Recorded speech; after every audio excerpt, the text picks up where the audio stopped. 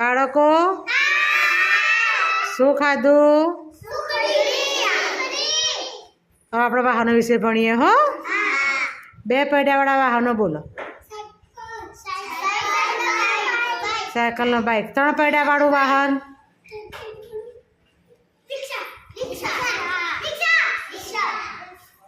પછી ચાર પૈડાવાળા વાહનો બોલો. રોડ ઉપર દોડતા હોય બધા.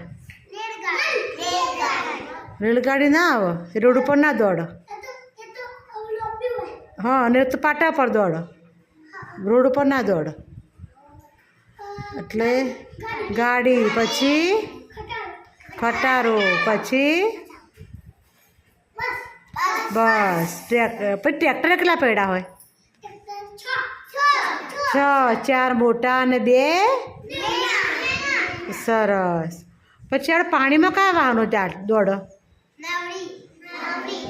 બીજું બોટ. બીજું સ્ટીમર, જહાજ. આકાશમાં કયા વાહનો દોડ? હેલિકોપ્ટર, વિમાન. અને પાટા ઉપર રેલગાડી. સરસ. અલગ અલગ વાહનો અલગ અલગ જગ્યાએ દોડ. તમને યાદ રહેશે? હું ભણાવું તમને યાદ રહેશે? ક્યાં જોઈ હતી?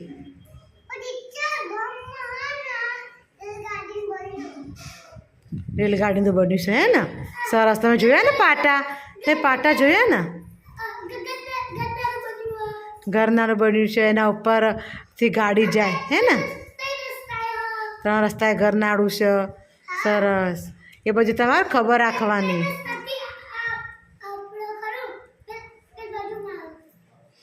રસ્તાની આગળ ઉપર હે ને? ઉપર ગાડી જાય, નીચે ઘરનાળું. સરસ. તમે બધા જોયા? પાટા જોયા? પાટા જોયા ને? તો તમને એટલી તો ખબર પડે ને કે પાટા ઉપર ગાડી દોડશે, અને રોડ ઉપર વાહનો. અને આકાશમાં તમે શું જુઓ છો? વિમાન. અને પાણીમાં નાવડી. પછી જહાજ. એટલે તમને આ બધું યાદ રાખવાનું. ભણેલા ભૂલી જવાનું.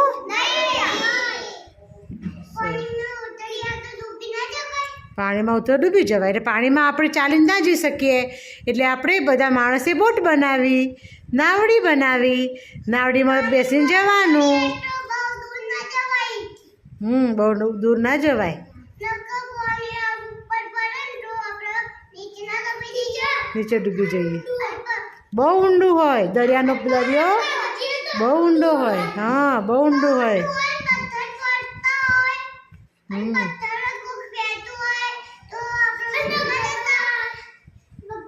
મગર હોય, એટલે બધું હોય. લઈ જાય ભાઈ. હાસ તો એટલે લઈ જાય.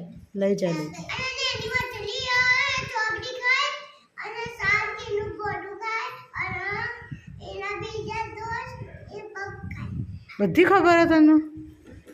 બધી ખબર હે બેટા? પાણીમાં ચાલતું જવાય નહીં. આપણે હવામાં ઉડી ના શકીએ. પછી આપણે પાટા પર દોડી ના શકીએ. એટલે માણસે બધા સાધનો બનાવ્યા અલગ અલગ જગ્યાએ જવા માટે. આપણે ક્યાંય બીજા રસ્તે પાણીવાળા રસ્તે જવાનું હોય તો ચાલીને જઈ શકીએ.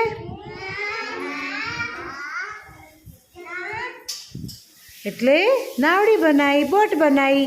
આપણે બીજા દેશમાં જવું હોય તો આપણે બીજા દેશમાં બસથી કે ગાડીથી જઈ શકીએ નહીં. તો શું બનાવ્યું? આકાશમાં ઉડાય વિમાન બનાવ્યું. અલગ અલગ જગ્યાએ જવા માટે અલગ અલગ સાધન બનાવ્યા. એટલે માણસને તકલીફ પડે નહીં. સરસ. તાળી પાડો બધા.